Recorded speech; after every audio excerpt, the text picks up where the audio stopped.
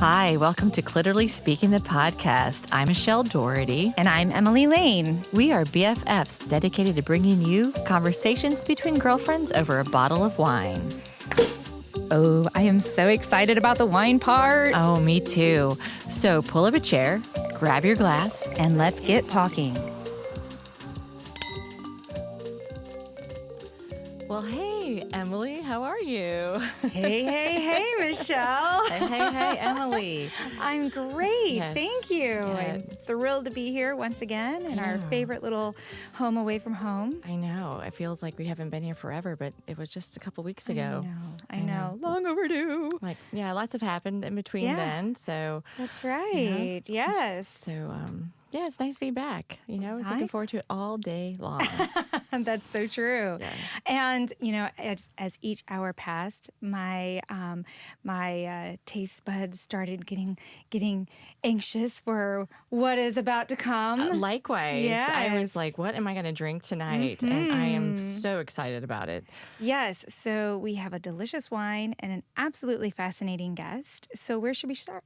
I think let's introduce our guest first. Okay, that sounds great. So today we have Lacey Reinhardt with us. Hello. She's a new friend, but definitely we're instant friends. I would agree. Yes, we met at Medici, the same place that has garnered many friendships for us here at Cliterally Speaking. And when Lacey and I started talking, and she shared with me about a little bit about her personal passion and how it's becoming her profession.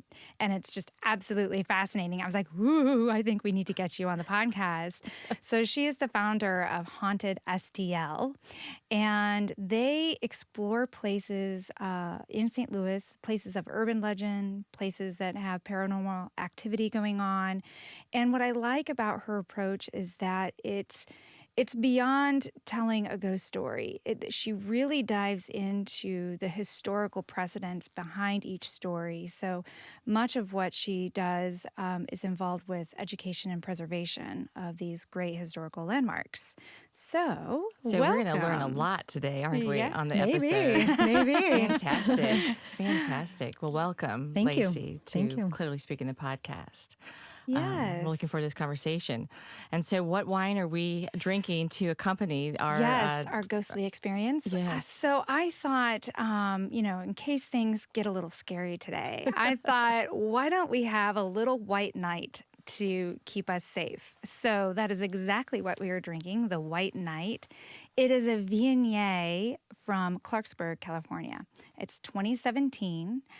And, I think that this is one of those great value wines that you're going to be really happy we discovered. It comes in at $10. Nice. And it's quite delicious. One of the things that appealed to me, by the way, when I was reading up on this, the maker likes to call this lush, sexy, and alluring, which, of course, are some of my favorite words. So. Well, I think that totally describes us and our podcast every single time. That's Lush, right. sexy, and alluring. Absolutely. And I wanted to make sure that our listeners out there knew it was White Knight with a K-N-I-G-H-T, not White Knight as in N-I-G-H-T. So yes. And I think that's kind of apropos because I just got back from Scotland. See? The land of the ladies, the damsels, the sirs, the knights. Of the queens. So this is The relevant. beheadings, ghosts, lots of great things in Scotland, and I cannot wait to go back. So anyway, let's get into this wine. Try our wine. Cheers, everyone. Cheers. So I think I'm looking forward to tasting this a little bit more. I just cracked the bottle, so I haven't had much time to really dissect it. But right out of the gate, I'm getting white peach and a little pear, a little honeysuckle, a little melon. I think that there's some really nice citrus notes in here too. I'm getting a little kind of clementine and lime. What do you think? Well, Emily, I could taste the peach. That came off pretty easy for me. All the other things, I don't quite get any of those things. But my question is, this might seem a little silly. Do you have to let white wines breathe too, just like red wines? I think a common mistake with white wines is that they're over chilled. Like a lot of times they're too cold, and it helps them to, get a little bit closer to, not room temperature, but, let them warm up a little bit. And I think more of those aromatics come out. Okay. Personally, I think that's a common mistake. Yeah. And it could be, this has been, it's a nice cold day outside, and it's been, well chilled. So It's a really cold day. Well, it's very good. I like the fact that it's not too sweet. Mm-hmm. Like some white wines I just can't drink because they're can't do the super sugary. Yeah. No offense to Missouri wines, but a little too sweet. Yeah. Well, is that I can drink them faster because they're sweeter, and then I feel it more the next day, and that's a problem. Yes. That's a problem. I agree. As I get further away from the age of 21, that becomes a problem. I think it was always a problem personally. Like, I think that hangovers were always bad. I just think as a younger person, I ignored my body more. And now, like, with a little bit more age, I care for this, precious vessel. and maybe our body is just a little louder with the hangover now than it was. Or the responsibilities are greater. Maybe the next morning. Well, you have to get up and, go to work, be productive, or take care of your family versus like staying in bed till 3-4 o'clock in the afternoon to get ready to go out and do it again. Well, the sugar crash has something to do with hangovers too, though, right? Like how much sugar is in your wine can make it that much more awful. Absolutely. Yeah.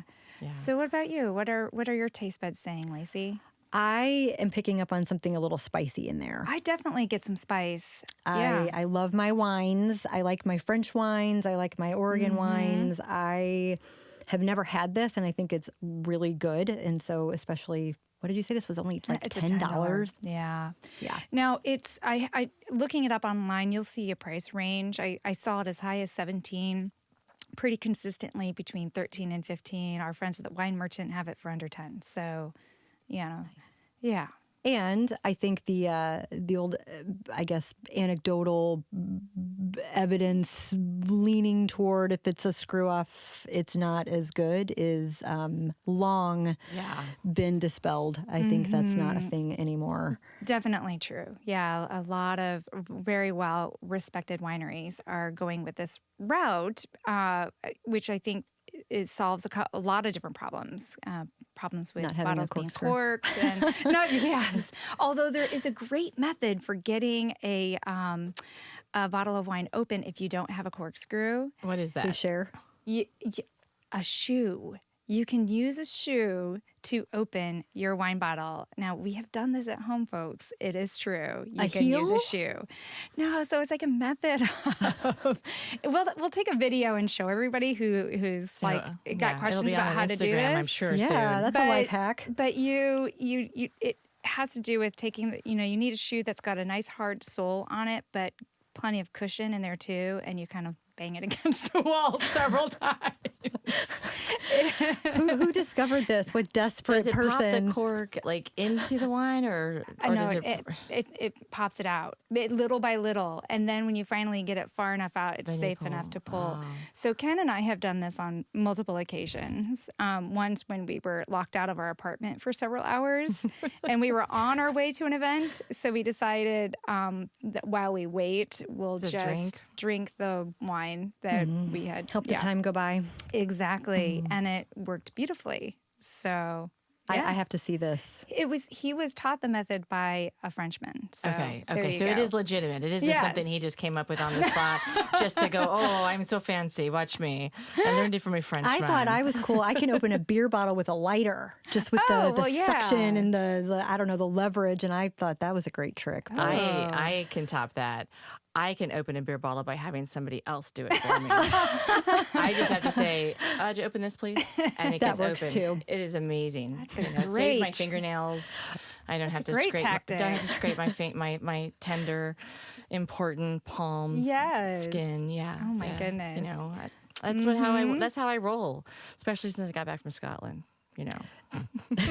So, did you have a lot of good wine when you were in Scotland? I did have a lot of good wine. I also had, for the first time, Guinness and Jameson I know we were in Scotland, but like a half pint. Oh yes. Of Guinness, and then the Jameson back, and it was like, wow, I could really get used to this. So you like you have a Guinness as a both. chaser. Well, I'm drinking them both. Oh, side by side. Yeah, sipping. That does sound good. Guinness is good beer. Oh, I like it. It's actually lighter than a lot of people think too. It was. Yeah. I knew you guys would know that. And higher in iron. So it's like a vitamin, is what you're saying. Yes. Right. And I wasn't sure if I was going to like it, so I only ordered the half pint, which my friends were like, half pint? I go, yeah, they have half pints. Trust me, they'll have half. And so we all had half pints, and then I was like, oh, I'm going to go get another one. I'll have another. Yeah, right. It was when good. in Scotland. Yeah, when in Scotland. Drink the Scots. Drink Guinness. Or drink, yeah. But apparently there's a Scottish stout also, and I just didn't have that. But we went to a lot of great places. I had some good Pinot Noir, and I did drink this one bottle of wine. I sent you a picture of it, Emily, and the label was Debbie Does Pinot. And so I think we need to find that and do that here. We absolutely do. And FYI, if you're traveling over there, when they ask you for your glass of if you want to like the medium or the full or large, I mean, they're just go with the medium. Oh, really? Because the full or the large is a lot of wine. And I mean, depending on your thirst. I still drank it all when I had but I was like, wow, I'm really feeling it. And it's like, well, it's because you're having fulls, like the whole, it was a lot. Wow. Yeah. So they give you the offer of, the small or the medium and the large. I mean, small just seems like a waste of time. So I agree. It did, but the full is a lot. Okay. Well, that is good information. Yeah. Did you see any ghosts in Scotland? Well, see them. I did not see the ghost, but I feel like I felt ghosts. And I'll explain. When we were walking along this one section we were in Edinburgh, myself and two other dear friends of mine, and we had gone into this, I think the St. Giles Church. And I was feeling a little uneasy, like my legs were a little unstable. I didn't feel like I had low blood sugar, but I mean, it was like vertigo, but not my own physical vertigo, But it was like, oh, well, maybe it's just me as I'm walking around. I knew it was really old. It was a church, and they're rehabbing it and stuff, and I knew I was just I just sort of put it in the back of my head a little bit. I didn't want to lay down on the ground and go, oh my God, I'm feeling spirits, right?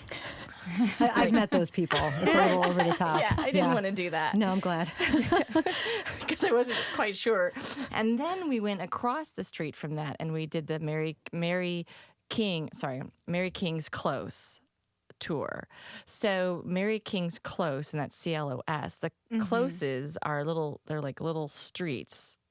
So they're very narrow, kind of like we would call them sort of like footpaths, but they were heavily traveled back in the day, medieval times, and you would think that it's underground only because they built on top of it, but in the back, and originally they just kept building houses, or the tenements just got higher and higher. So you could have like a 6-story tenement, and then you have maybe 5 feet between the structures. And they're so hilly. Edinburgh is very hilly, so the incline is very, very sharp. And that one close, though, did get built over. And so all the people that lived there had to move out, because the Edinburgh at the time that they built over, it said no more living. You can't live underground. But this close also was where the building we were in was where Mary Queen of Scots had one of her last night. When she was fleeing Edinburgh before she was beheaded. And so they showed us where a room, people not much smaller than this studio we're in, 16 adults would live in them, and you would share one bucket to use the rest to pee in. I mean, this is I learned so many I know the origin of so many cliches. Not a pot to piss in, knee deep in shit. And then they called Edinburgh the reeky city, because it's smelly. That's why you say, oh, you reek. Oh. Duh. Amazing. It was my grammar and Guinness tour. But when I went to the waiting room for this one tour, we were guided, and she showed us where Mary Queen of Scots was, where people lived, where describing the plague and what the people were going through. I mean, really well done. I felt the same sort of uneasiness in the waiting room, and I was like, interesting. And I asked my friends Nikki and Shannon. I go, hey, do you guys feel a little uneasy too? I was looking, trying to get some kind of, and they didn't. They just looked at me and they didn't respond right away. But as we continued to go lower, more underground, Nikki had to leave. She was so overwhelmed with the energy. She had to leave. She went back up, and Shannon and I continued going through. And Shannon's like, I feel it. And so like I said to you, was my idea was that I was sort of being knocked off my balance by energies and a lot of sadness. Does that sound like what people have described to you before? Well, in a place like that, you've got a few different things that might be contributing to that. It could truly be exactly what you think it is. It's that heavy with residual energy, especially when you had things like the plague and all that anxiety, right? Probably a little stressed out before the day you're beheaded. Yeah. That will leave some residue. But there are also things like EMF, especially as you go further and further underground. So EMF is electromagnetic field, and a lot of scary basements around here that people think are haunted. It's not that they're haunted. That's just where they keep the deep freezer and the television and the treadmill. And there is such a heavy amount of appliances and electrical energy. Maybe your fuse box is down there. Maybe there's a short in a fuse box somewhere. Some people are sensitive to that anyway. And sometimes those people who are sensitive to EMF from explainable sources are also sensitive to paranormal types of energy. One does not automatically equal the other. Okay. It doesn't rule out the other either, though. So EMF can be ghost food in a way. They have to get their energy from somewhere. Okay. But a lot of those medieval castles and things have a lot of residual energy. Well, there were no air conditioners or deep freezers down there. I can tell you that for sure. But I would think the concentration of people and the thing to understand, or I try to explain, is that the further we went underground, but it was only underground because they'd built on top of it. It really wasn't below earth. Does that make sense? Because everything was still above the earth, but they had built on top of it. But when I went to the castle, I didn't feel unstable at all. I thought maybe it's because it's been whitewashed, or, it's not really whitewashed, but maybe because over time, you would think, although I didn't go into the prison portion of the castle. That would have been interesting. Yeah, I didn't really do that. And then when I went to the palace, the Holyrood Palace, I didn't feel any of the instability there either. Are you of Scottish descent at all? I actually am. Okay. So that was that pretty might have cool. something to do with it. My family has done the Ancestry.com. And on this trip, they're like lots of light bulbs, not only, for cliches, but lots of light bulbs, was our family heritage came back, England, Scotland, Wales, Ireland, and, Scandinavia.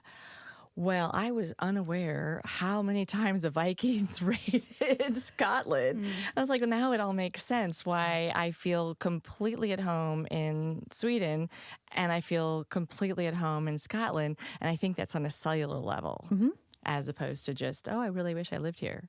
And that could have been some of what you were picking up, too. If you had family or descendants or ancestors, that's your own. Yeah, that's your own. I didn't even think about it like that. Interesting.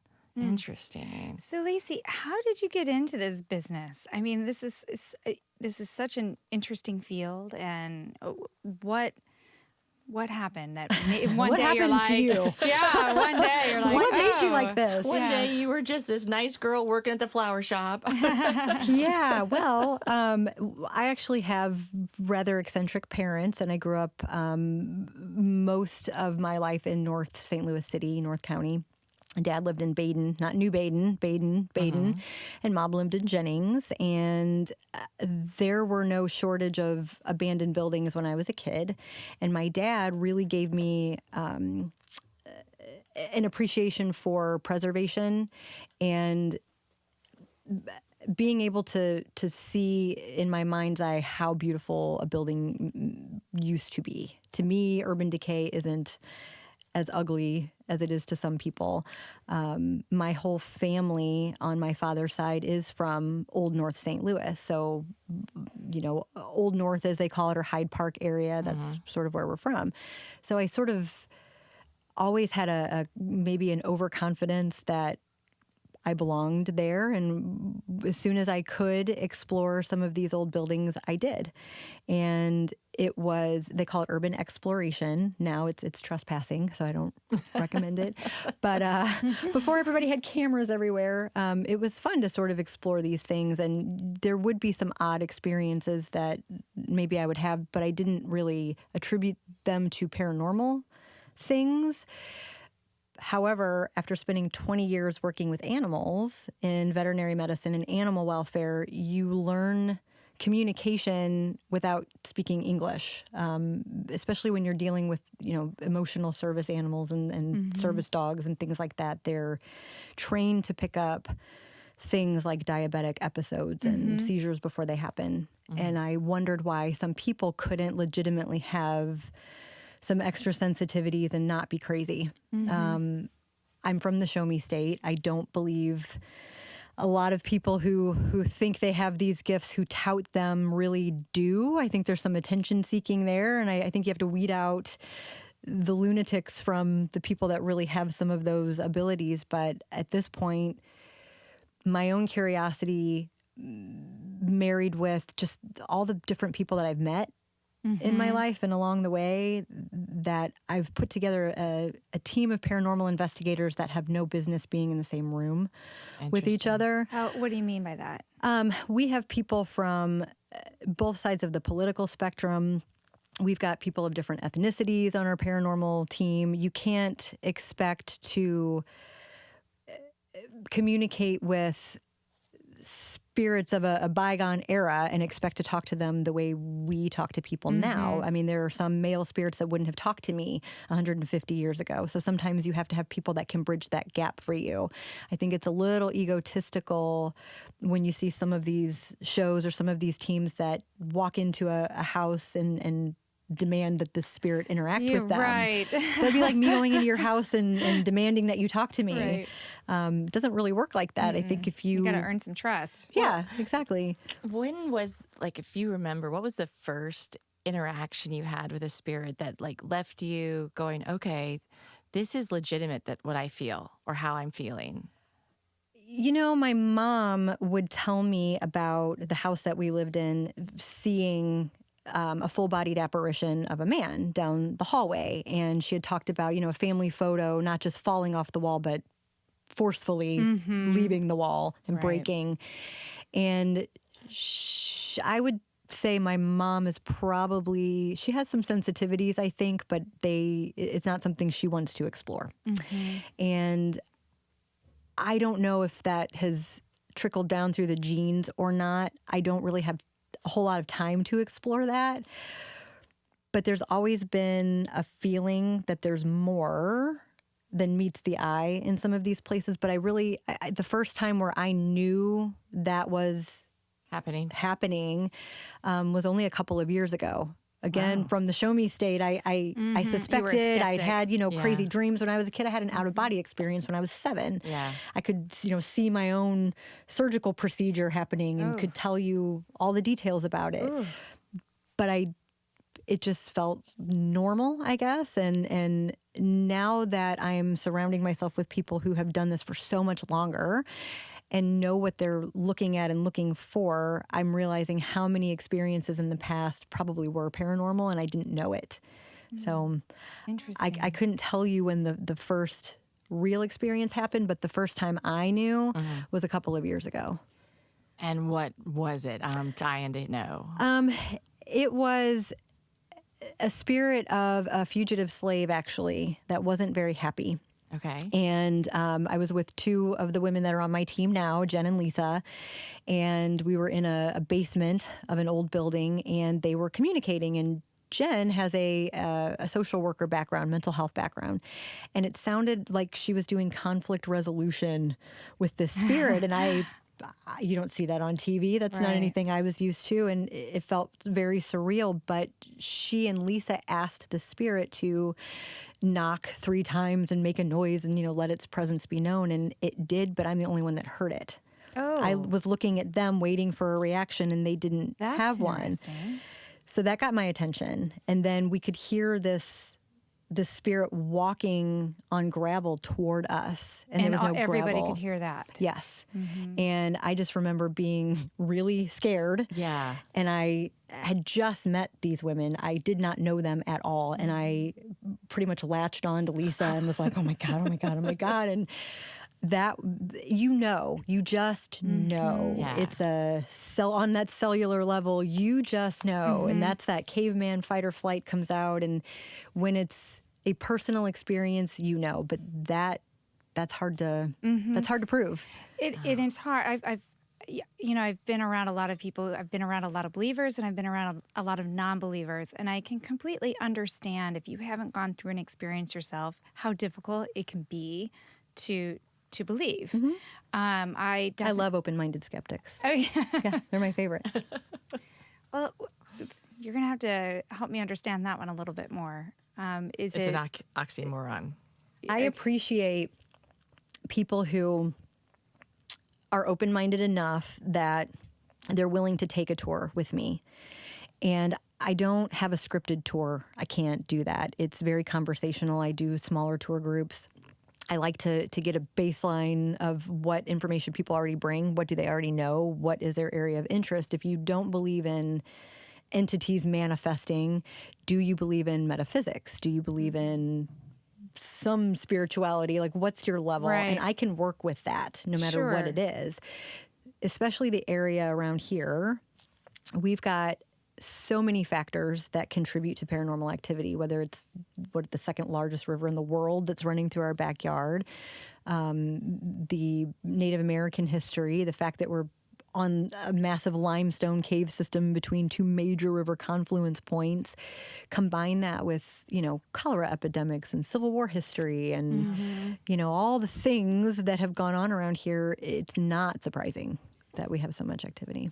I have a question for you. I was just thinking about this. When you say the Civil War, cholera, the Native Americans, the Underground Railroad, how recent ghosts, or how recent, like World War II or 1960s? I mean, how in the paranormal world, like how recent could there be? I mean, we always think they're really old, right? Or they're, way back when, but it just hit me. I was just curious, like in your experience, are you able to find people of, 20 years ago or 10 years ago? There are factors that contribute to that as well. So sort of, along the lines of the EMF being ghost food, if there's an energy source and you have a spirit that wants to manifest, you've got a higher probability of that occurring. There's residual and there are intelligent hauntings. Residual is the instant replay. This was a pattern someone had in life. Gettysburg is a great example of residual energy. You've got all these young men, charging into battle, and then just boom, they're dead. And that wasn't the plan. That's not supposed to be. And so they may be a little more resistant to cross over to whatever that other side is for them. Places like Jefferson Barracks, where you had, sentinels, people with patterns, castles, the old medieval castles. If you were not ready, or there's just a lot of EMF, you might still be reliving those day-to-day patterns that you had in life. Intelligent hauntings, there are numerous theories for what causes them, why do people stick around. What do you mean by an intelligent haunting? Something that you can communicate with. Okay. Like the knock 3 times person? Spirit? Okay. And then what do you call like a haunting that is aggressive or, because I've always kind of felt, as long as they can't hurt me, I'm fine. But to be quite honest with you, I've been in situations that felt like I was actually in danger. So I don't I don't know what to call it other than spirits are dead people. And I don't think that a lot of aggressive spirits are demonic. I think that's incredibly, incredibly rare. I think that you might have someone who's angry, someone who might feel disrespected, someone who you're interfering in some way with whatever's going on with them. I used to roll my eyes when people talked about being attacked by spirits, and I just thought that sounds crazy to me. How can that happen? Until it happened to me. And it will get your attention. And again, there's a happy, fun adrenaline rush when something friendly communicates, and then there's the opposite where it's like, oh, that's not good. I have never found even the happy, friendly communications. I've never found that to be very fun. I'm just kind of I'm a scaredy cat, I get scared too. I get scared too. Yeah. I can walk into an abandoned crack house like I own it, but if my team leaves me alone in a place where we've validated paranormal activity, I don't want to be in there by myself. I don't want to look over and see a dead person. That would freak me out. I'm human. Yeah. But we have had some really, really sweet interactions. We had a child spirit that wanted to play with the family dog. And there's nothing scary about that. Yeah, that was really cool. But then there were some other times where I was ready to leave. Yeah, right. I definitely understand that. You had mentioned earlier that, you feel that there might be some generational, with you and your mother, generational sensitivities. And I definitely feel within my family, we have that as well. My grandmother was very sensitive to spirits. My mom is, and definitely I've had many, many, many experiences throughout my life, multiple homes and multiple places that I've traveled in that spirits feel very comfortable with presenting themselves. And I really feel that I have to kind of work pretty hard to not be open, because I honestly don't want to engage. I really don't want to engage. It terrifies me. And that might sound really selfish, because maybe I could be doing something to help people, or help these spirits. But I find it extremely uncomfortable. What about you, Michelle? Do you have multiple generations in your family that are? Well, we don't talk about it. No. Okay. No, my mom nor my dad has said anything about having, being open or spirits or anything like that. I think, I would joke about when I lived down in Mississippi, this one house we lived in, we always, sometimes we would walk into the kitchen and there would be a drawer open or the dryer would just randomly come on, and we would just say, "Hey, Dorothy, how are you doing?" Because we knew that was the name of the old woman who had the last, person before we started renting the house. So we would just address her by name and just try to be, whether it was her or not, we didn't know. That's what we did. And then I was in college. And then the house I currently live in, I know that the first owners both passed away in the house. They never had any children.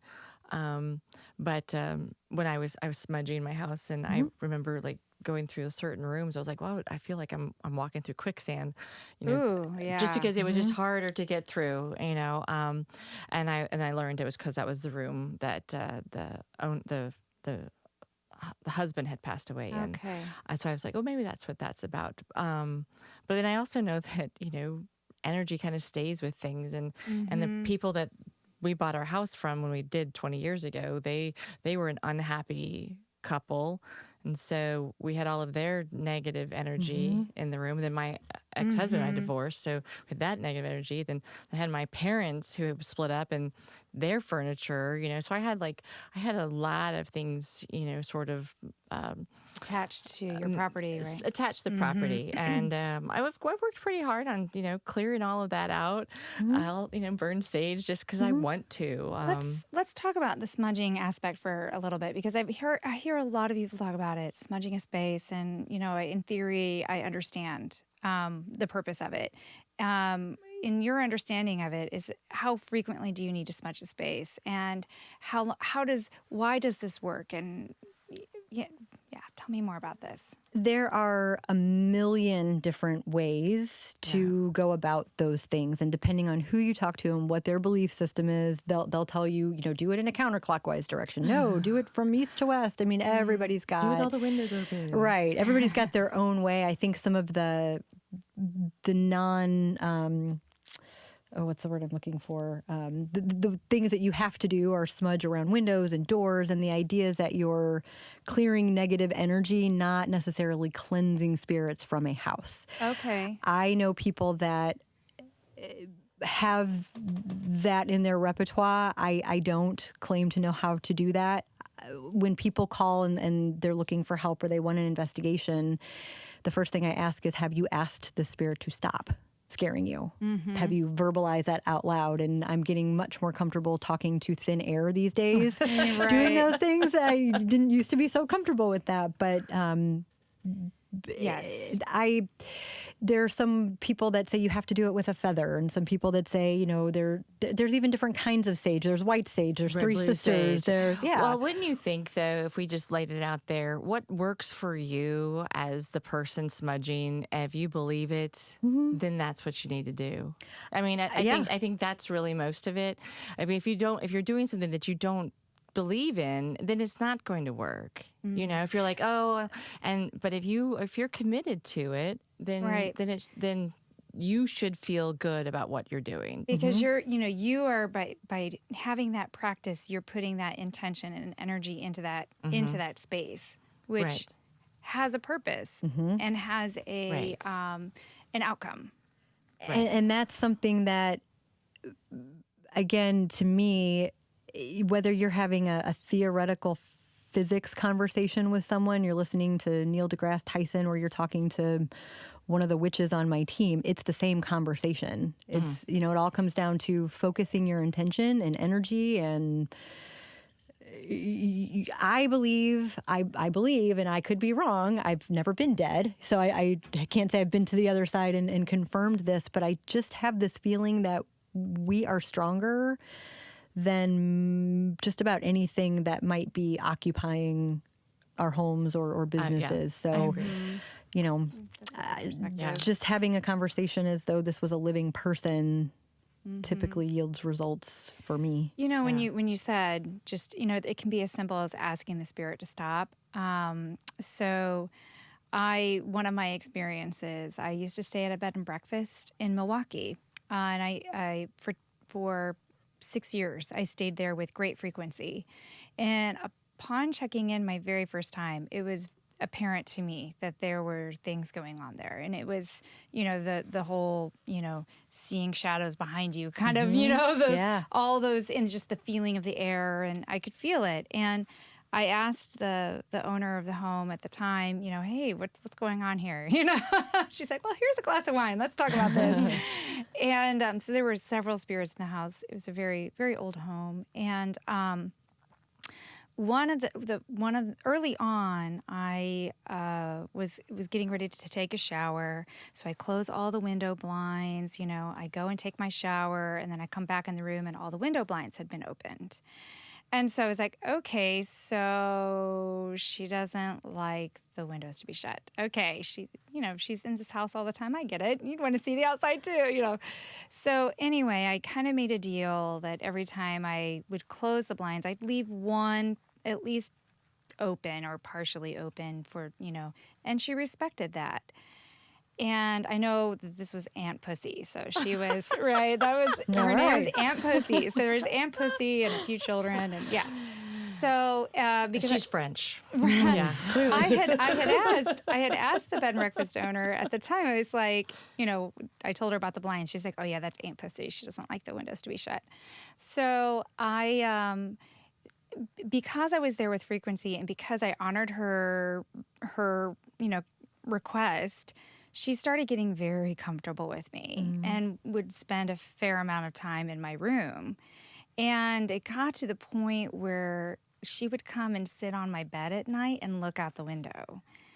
And that's when I was like, I can't do this anymore. Well, well, and when she was wearing your dresses and stuff, and like didn't even ask, right? My watch. She was like the audacity. Yeah. I mean, she was borrowing her clothes. Like, That's cool. That's was a little much. So, Emily drew the line there. I would have. I did draw the line. I was like, I can't. She's have give me this. my handbag back. That does not go with that outfit. So when you were experiencing this, were you in a sleep state? Was this something where you were like in that twilight? I'm not quite asleep, not quite awake. All varied moments. So often how much wine I would, had you had? Well, I mean, How many spirits were ingested? I would say, it would become known to me that she was there, just checking in, into the room. And then, what would happen is at night I'd wake up and she'd be on my bed. And at first, I would feel her presence come in, and I would see, it wasn't a full, like I would see kind of a haziness, kind of a white haziness. And I would notice my bed, like I would feel the presence on my bed. And then as time went on, I started seeing her more clearly. Like I actually started seeing her. So, I believe it. Yeah. That sounds familiar. I mean, that's a fairly common for people who are open to it. They email each other now. Since Emily hasn't been back. Hey, I'm coming by your room at 2 a.m. tonight. Now she asked to borrow your place, right? Yeah, they are on. And I think women too, because we tend to be a little more empathetic, nothing against men, but there's a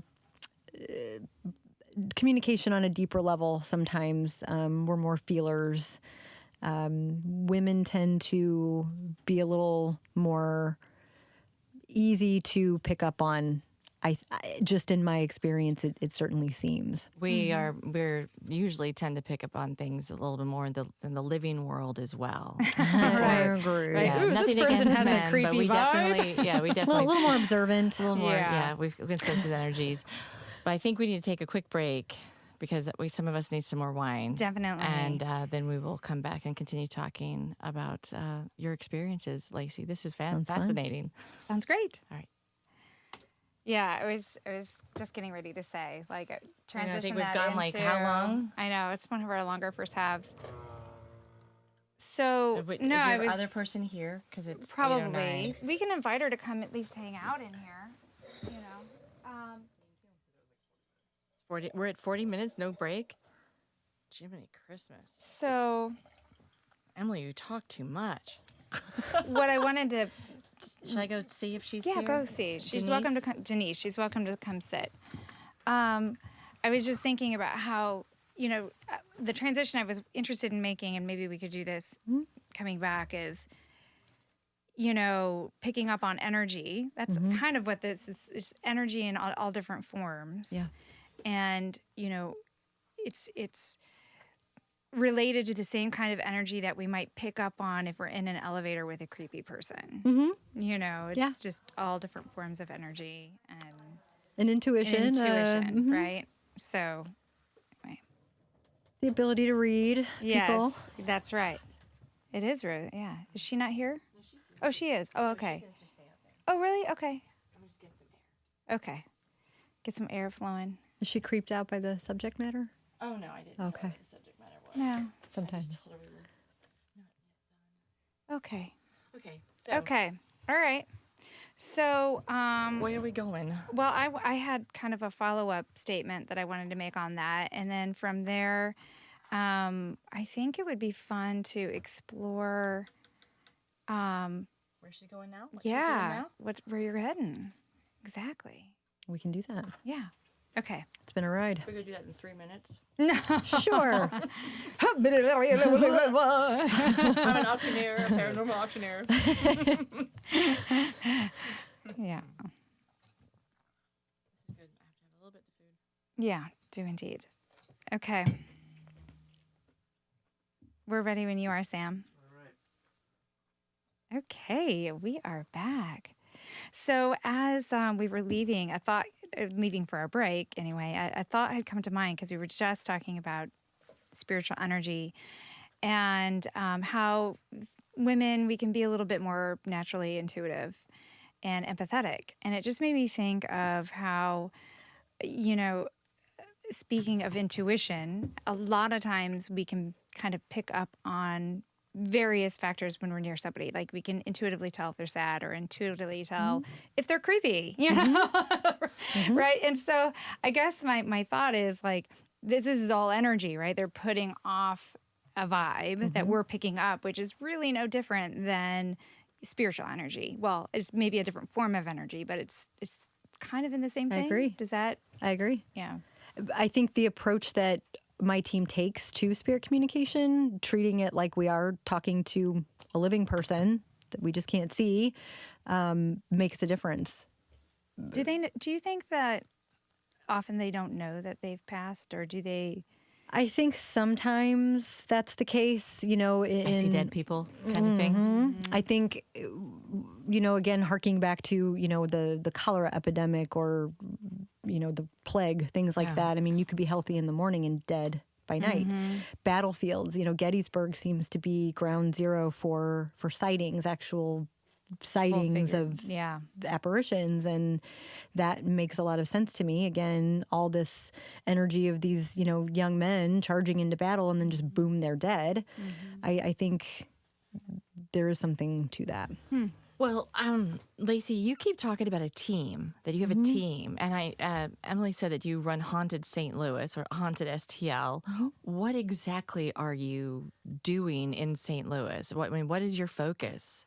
Well, I'm from St. Louis. I mentioned my family's been here for a long time, about 200 years, actually. And I know that there have been other teams that are in the, we'll call it paranormal tourism business. Tourism, okay. But I think if you are a native St. Louisan and you understand some of the context behind some of the political situations maybe that we've lived through, or the cultural situations that we've lived through, I feel it's very important to focus on historical accuracy, especially if you're going to make money talking about dead people who are not here to defend themselves. You better get it right. And I think you need to have very good intentions with that. I'm going to die at some point, and I don't want to deal with an angry mob on the other side. So I really got into it out of my own curiosity, but then sort of felt a need to fix the niche. I just can't sell something as haunted that isn't really haunted. And so part of it came from being possessive of a city that I love so much, and wanting to make sure that if a tourist comes here from, another state, that they leave with the real story. And I go back to the root, or the very beginning, dealing with Mississippian civilization before I get into what else contributes to some of the paranormal activity around here. So, well, do you stay busy all year round? Yes. Not just in Halloween time? No. Wow. When everybody else is hunting Easter eggs, we're hunting ghosts. It's a year-round. Ghosts don't care what time of day it is. They don't care what season it is. I will say that the veil is thinner, as they say, around wintertime. Why is that? That's a good question. Things are quieter in the winter. It's a time for reflection. Things are in transition. They're dormant. It's quiet. It's a lot of things die. Yeah. If you think all the way back to the origins of celebrating Halloween or celebrating your ancestor spirits, that's the time when you do those things. Right.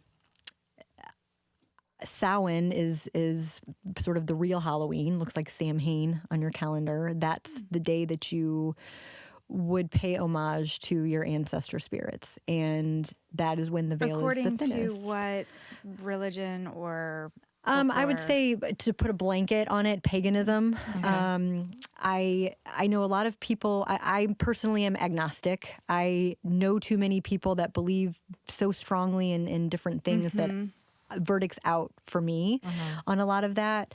But I think when you relied on an understanding of seasons and the cycles and, elements and things like that, you are a lot more in tune with those things. We are distracted by our electronics and our televisions and our phones and our climate control and our automobiles Hold on, I got a text message I got to take right now. And I think those sort of ancient teachings that bring you back to some of the more natural things in life can open you up to some of that.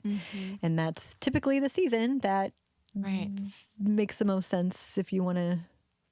So you provide this paranormal tourism in St. Louis to locals, visitors from outside. But we've had this conversation, but you're taking this beyond just the ghost story, the ghost tour around Bell Fountain Cemetery or Old North. I mean, what could you share with our listeners, like where they might be able to find you if they're not from St. Louis? Absolutely. So we do have a website. It's hauntedSTLtours.com or just Haunted STL on Facebook. Okay. I'm kind of a one-woman show when it comes to the tours. I can't teach everything.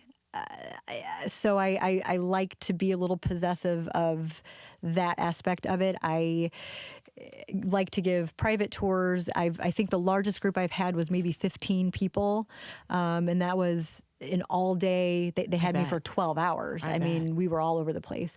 I like sort of choose your own adventure tours. I do have, your typical, 1 or 3 hour set schedules, but again, nothing scripted, and I think that's what makes it a little different. I have a podcast coming, and we're actually filming a potential reality show as well. And I how exciting! It's exciting and nerve-wracking, and all of this has happened naturally.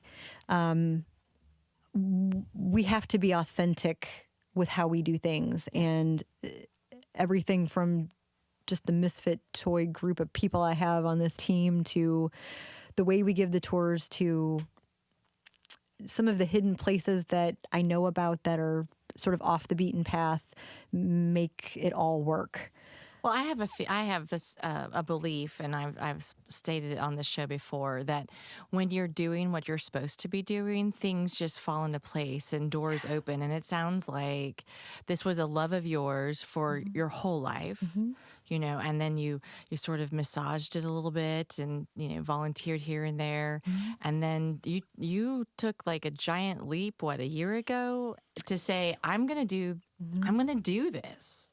This is going to be my life. It was a huge leap of faith, and it's terrifying. It's terrifying to quit your comfortable day job and being the cute girl in the flower shop, right? It was terrifying. I left stability as a single woman too, and put my retirement on the line and everything to do this because I do believe in it. I'm passionate about the city that we live in. I think we can do better. I think you have to understand our past to make sense of why we are the way we are, and we are quirky, to say the least here. But and to make good decisions moving forward as well, if you understand the past. Absolutely. So you took that leap of faith. You've got the possible reality TV show. The Haunted STL is taking off. Yeah. I mean, to me, those are doors that are opening up, and which should be an affirmation that you are on the right path. Even though I know that that's the case, I'm not going to say it still isn't really scary. I mean, being an entrepreneur, 99% of all small businesses fail. I mean, those are some scary odds, but I just, on a almost daily basis, will run across some new resource with some new piece of information that is incredibly helpful to whatever it is I'm trying to do. Somehow, some way, the universe has supported me on this journey, and my friends and family. Right.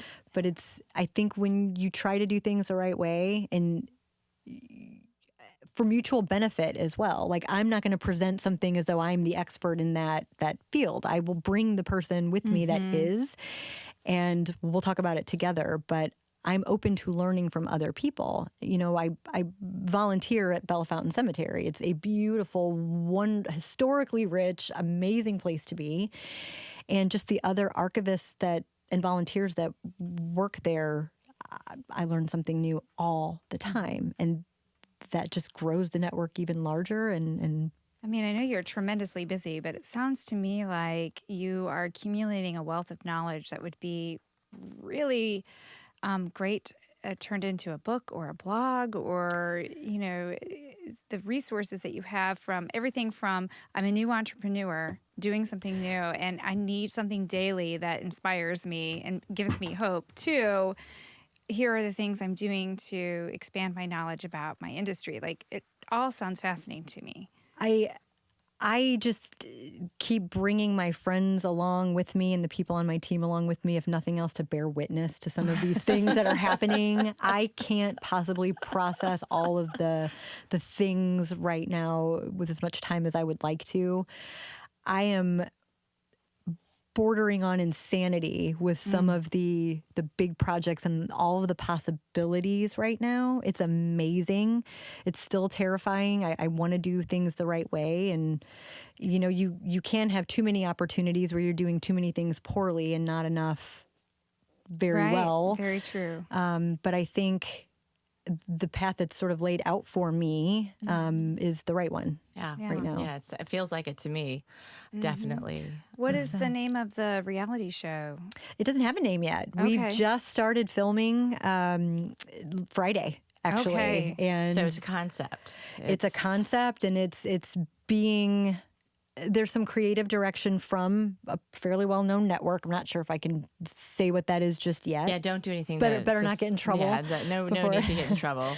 But it's centered around what we do naturally. And perfect. Yeah, it feels incredibly natural, but it's also surreal that could be me soon. Of course it could be you. Just it feels strange and yet strangely comfortable. Yeah. Right. Yeah. Well, they say if you do what you love, the money will come. The last time I was this passionate about something, I made a 20-year career out of working with animals in the veterinary field. And I felt the same level of passion when I decided to walk away from that and try this. And I have been given what I need just in the nick of time too often for me to think that that's just coincidental. Yeah. So kind of tying back two of your careers, animals and this of the paranormal, knowing that animals have these sensitivities and it's part of what expanded your curiosity, is there such a thing as we have emotional support animals. We have, all kinds of... Are there animals that are trained for this job? I don't think they have to be trained. Yeah. I mean, how many times have we seen, the dog barking at nothing that people video, or the cat freaking out and, hissing at nothing? So I think maybe animals... my yappy dog in the window is barking at something that is like legit and not just a leaf blowing down. Pets and people communicate without verbal language, and I don't think that stops when you change form, so to speak. I think that bond can still be there. Wow. Little kids too. This has been absolutely fantastic. Yeah, I today. know. I just was like, can we just have like a whole conversation sometime just talking ghost stories? Well, maybe a Halloween episode, We could. Yeah, absolutely. This has just been wonderful, Lacey, and I wish you a ton of good luck or best wishes. Thank you. Absolutely. I'll take all the good juju I can get. Yeah, as you continue to go down this path, and the podcast and the reality TV show, and yes, and please keep us posted. Absolutely, because as things start to develop for you, we're happy to share with our listeners more about your podcast coming up and your TV show, and of course when you come to St. Louis. You have to do the Haunted STL. Yes. I know that we had to cancel on you when we were going to go to Bell Fountain Cemetery, but I am still very interested. And hopefully we're going to schedule that momentarily. When it's a little warmer. Yeah, well, Preferably. one thing I mean, I will say, it really doesn't matter what the temperature is. The vehicle that I drive you around in is climate controlled. Why did I think we were walking? I would never do that in this weather. I can't handle that. I'm not built for the cold. Okay. No, I've got a nice warm shuttle, and I will take you.